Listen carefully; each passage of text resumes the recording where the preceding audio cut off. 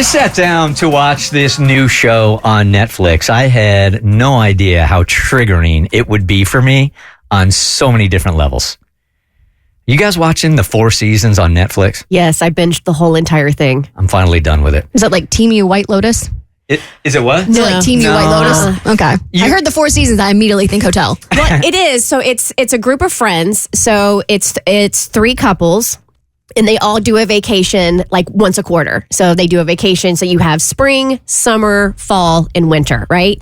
And it goes through their relationships and it goes through what they're going through as a couple in their relationship, and also showcases how like their friendships are evolving, right? And they do take these trips together, but something happens along the way that causes the trips to shift a little bit. And then you have something major that happens. And then you have this huge cliffhanger at the end of it.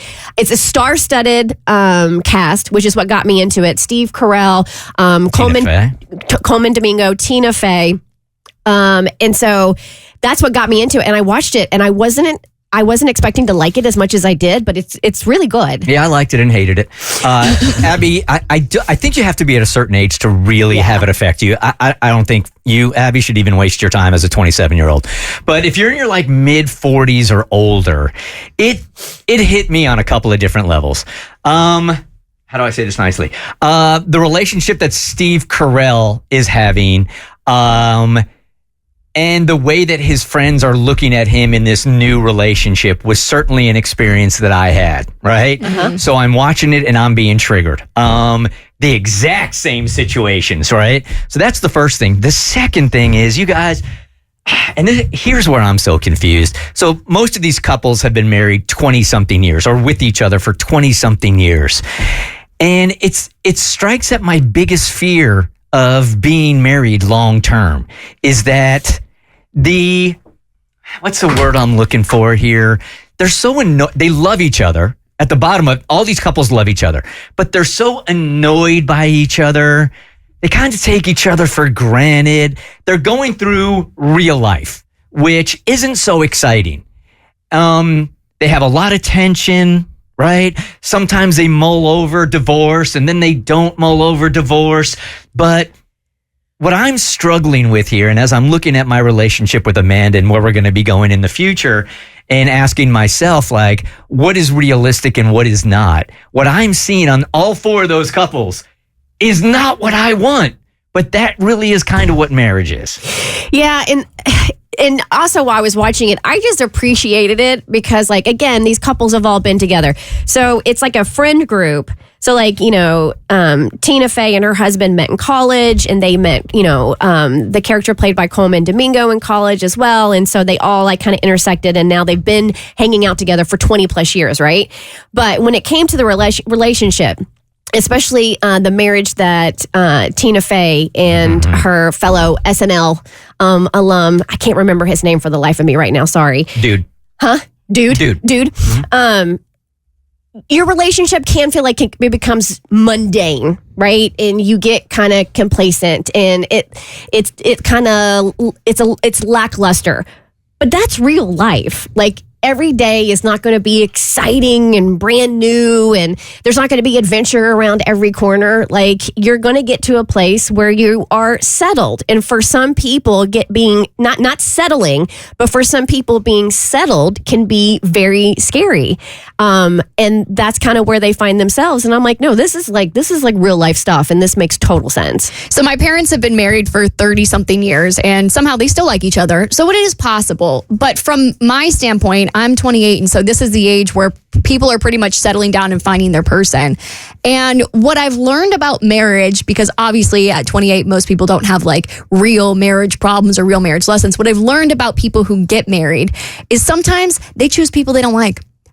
They think they're in love, or maybe the first couple of months are really exciting, and they just stick with someone because it's comfortable.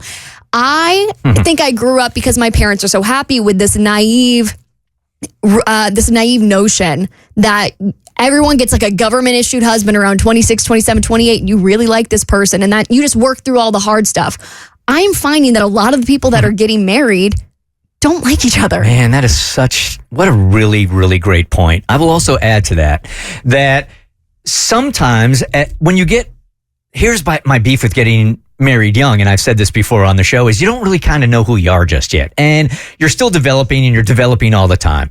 So when you get married at a certain age, your personality, you're growing so much and your personality is changing. And if your partner isn't accepting of who you're changing and turning into, and they're changing and turning into at the same time, falling in love and being in love is not the hard part. Being in like, which is the foundation, I think, for love, is really the hard part. Yeah, I think a lot of people my age have gotten blinded by love. And I'm not saying they're going to get divorced, they're going to be unhappy, but I am shocked at how many people's relationships I've been witness to from start to finish that I'm like, I'm surprised they're walking down the aisle. And it's not that I'm bracing myself for bad news, but I'm kind of like, geez, if you had just had the courage to be single for a little bit, I don't think you're going to find yourself in the situations you're going to be in 10, 15 years. Man, good points. I've always been in the minority here, but I've truly never really got the concept fully of like till death do us part. Like I've always felt like it should be more like, hey, if one of us is not happy, then that can do us part too. Because I get it that you want to be loyal to somebody and you want it to be the rest of your life, and that's amazing if that works out that way.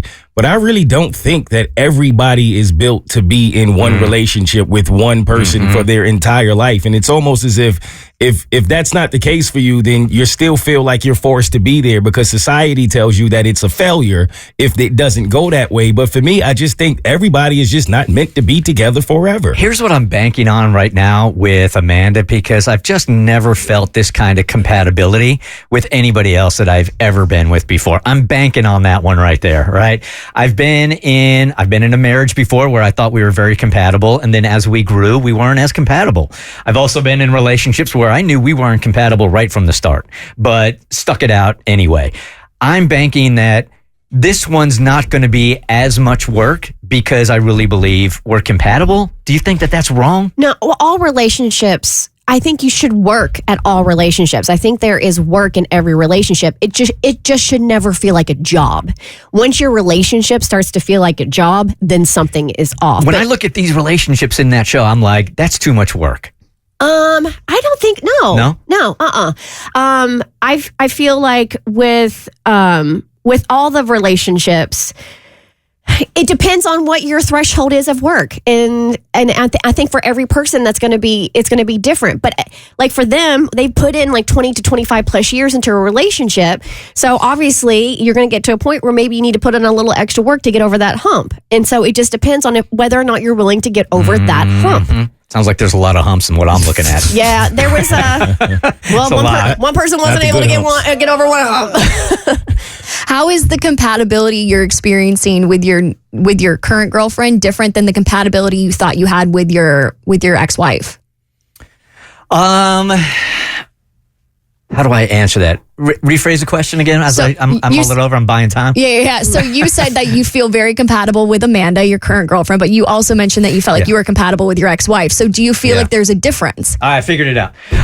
With Stacy, I really felt like we were good for each other because opposites attract. Like she was so good at filling the spaces that I wasn't in, and vice versa. I thought that was compatible. I thought our incompatibility was compatible. With Amanda, we're the same freaking person. And I know the pain that she's going through before she even tells me. I can look at her in a room and go, what's going on today? And know exactly what's going on, and vice versa. I know before the way to say something to her that is going to be received because I know how I would want it received. We're the same freaking person. It's the easiest relationship I've ever been in. And I hope it stays that way. Because I also think you just get to, I've gone through a divorce. I've gone through a broken engagement also. And I think you get to a certain age where you're just like, I don't want to work that hard anymore. I need to find somebody where it's not going to be that kind of work. And I think I found her. What does the work look like within these couples in the show that makes you feel like it's too much, or is that giving too much of the show away? I don't think it's giving too much of the show away. So, for Tina Fey, and Will Forte is his name, by the way, for this couple, they've been together so long that they take each other for granted. And they aren't appreciative of what they were appreciative of in the past. And they've allowed things to build over the years that clearly are breaking them apart and causing this resentment. And then Steve Carell and his wife, they are just like completely different people now. Like she's on her iPad playing Farmville and he wants to go out and have like these grand adventures, right? And he wants to feel alive and she just wants to be a homebody. So now they have like zero compatibility. And then you have Coleman Domingo's character and Marco Calvani's character. And these two men, they have like an open relationship and one of them is more suffocating than the other. So they're trying to struggle with respecting who they are as people, but also respecting each other and what the other person needs. So it's, you can see a little bit of yourself in all of the couples, oddly. And it just, there are certain episodes where it comes to a fever pitch and you're like, are they going to make it or are they not going to make it? Gotcha. Here's Jessica. Good morning. You're on the Bert Show. Hi, Jessica. Hi, guys. How you doing? Good. I think this has become more of a philosophical debate on marriage than it is that show of the Four Seasons. What do you got? Yes, so my husband and I got together when I was 17 and he was 20. And we've been together for 30 years. So we not only grow old together, we grew up together. Mm-hmm. So it was not easy at all. And the go your way, go my way, crossed our minds like multiple times, and we just got so used to each other and got bored, and it's like the routine and the kids, and I just got to a point that I didn't even like him at one point or another. But now, thankfully, the past couple of years, I don't want to blame the kids, but the kids are out of the house. That kind of helped, believe it or not. It's just us. We're still young. We can do whatever we want. We have a little bit more flexibility on do whatever we want. And when we start watching that show, it kind of hit a chord, and we can actually identify, especially with the Tina Fey. It's a mix with the Tina Fey and Steve Carell situation. Mm-hmm. So it's like we started talking. It's like, are you bored with me? Are we okay? Like it started a conversation that we hadn't had ever, and it feels good at the same time. But yeah, it's very easy to get into this routine and just.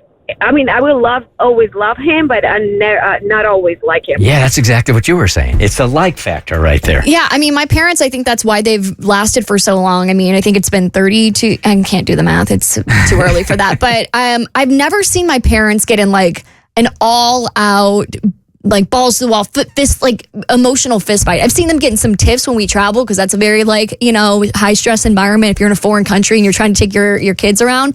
But I think at the baseline, like why they've lasted for so long is that they both just have this mutual respect for each other. Like my dad never talked down about my mom for being a quote unquote stay-at-home mom. He always talked about her in the highest regard, and same for my mom to my dad too. So I think that's why they've lasted the test of time thus far. I think that respect factor is really important also. It's a great point. And meeting the person where they are and not expecting them to be everything you want them to be. I think so often, especially after you've been together for a while, you just, you put these, I don't want to know, unfair standards maybe. I don't know. But I know for myself and my husband, and we've been together for almost 20 years, like, you need to meet each other where you are and be okay with that and stop having these unrealistic expectations. And that doesn't mean that you be a doormat or you let them get away with murder or anything like that.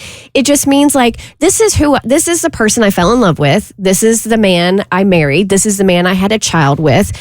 I love him for his attributes, and I also love him for his flaws because that's what makes him a complete person. And I hope he feels the same way about me. All right, one more call here. I really miss these long form segments.